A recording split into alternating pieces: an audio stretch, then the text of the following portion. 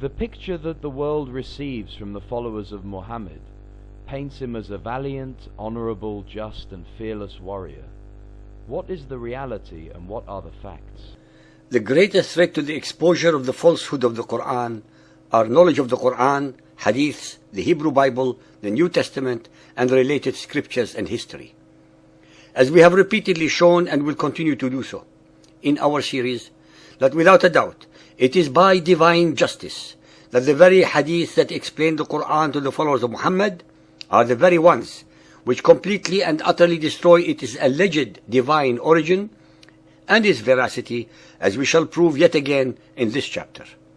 Sahih al-Bukhari Hadith 4.54, narrated by Abu Huraira. The Prophet said, "By him in whose hands my life is, I would certainly never remain behind an army unit setting out in Allah's cause.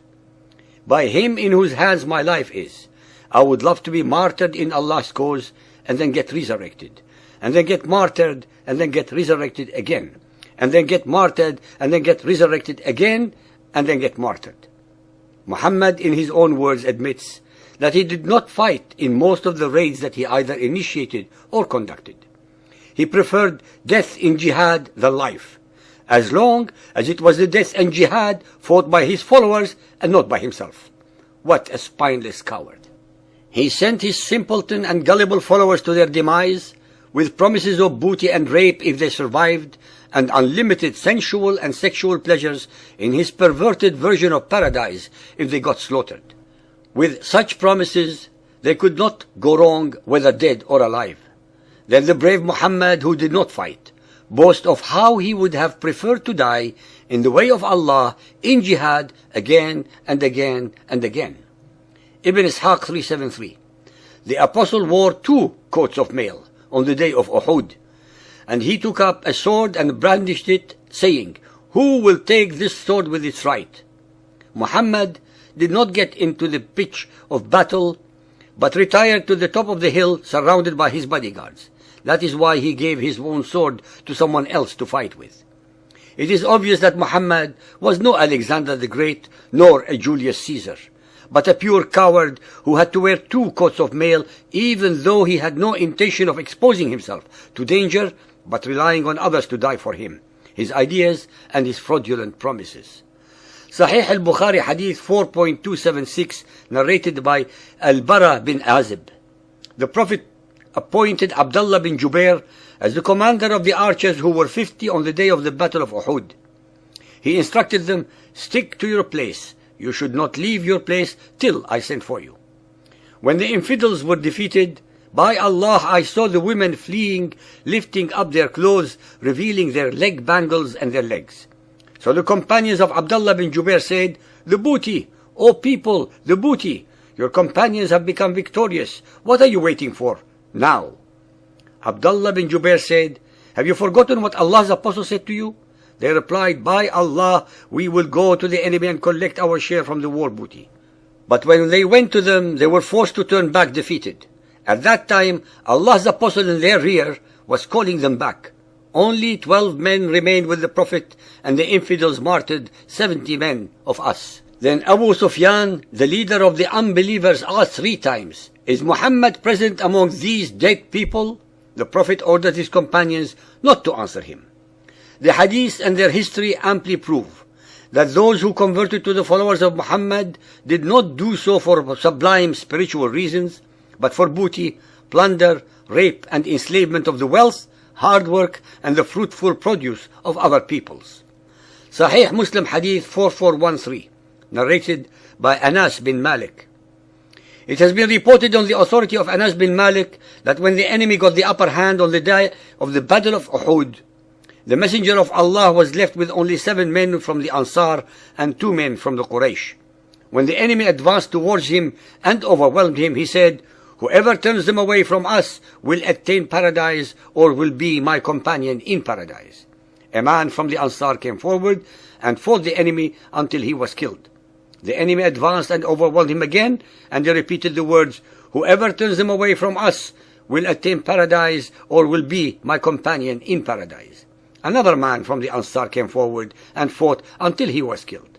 This state of affairs continued until the 7 Ansar were killed, one after the other. I would like our listeners to remember that I assert again that it is by divine justice that the Hadith invariably and repeatedly expose Muhammad's true characteristics for all to study. The gutless but self-declared jihadi Muhammad pretended to be among the Muslim dead and would not answer Abu Sufyan's plain and clear challenges.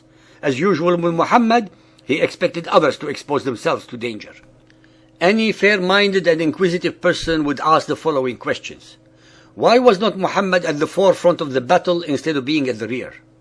Why did he give his own sword to someone else to do the killing with? Why did he wear 2 coats of mail, especially since he had no intention of fighting? Why did he not fight to defend his position, but begged others to die for him? Why did he pretend to be dead if he believed he was the messenger of Allah and that Allah was on his side?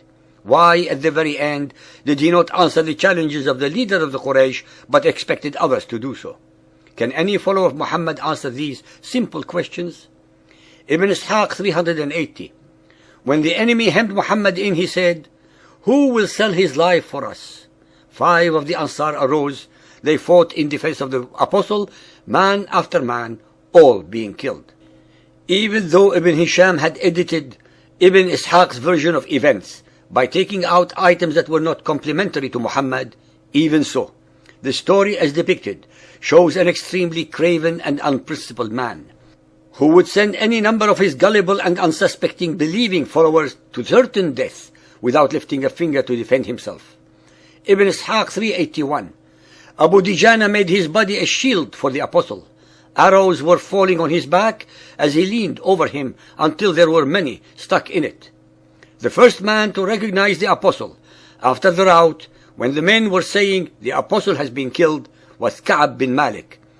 According to what Al-Zuhri told me, Ka'b said, "I recognized his eyes gleaming from underneath his helmet, and I called on the top of my voice, 'Take heart, you Muslims, this is the Apostle of Allah.' But the Apostle signed to me to be silent. Muhammad, who was pretending to be dead, signaled to him to be silent because he did not want his victorious enemies to know that he was still alive and may attack him again." Believers and unbelievers, please remember that all these ahadith were not written by the enemies of Muhammad, but written by the followers of Muhammad, and they are telling the facts as they saw them at the time. It was Muhammad who ordered the murder of Ka'b al-Ashraf and Asma bint Marwan, both of them poets, the former 120 years old man, and the latter a woman with a suckling child, who criticized Muhammad's slaughter of the Quraysh leaders at the ambush of Al-Badr. It was Muhammad who always had others among his followers to do his dirty work, just like the modern heads of the mafia crime syndicates. Ladies and gentlemen, when the ahadith are studied carefully, they single-handedly help obliterate and destroy all the myths of chivalry, bravery, compassion, intelligence, knowledge, veracity, miracles, etc., that were later concocted by the thousands on behalf of and heaped upon the undeserving persona of Muhammad.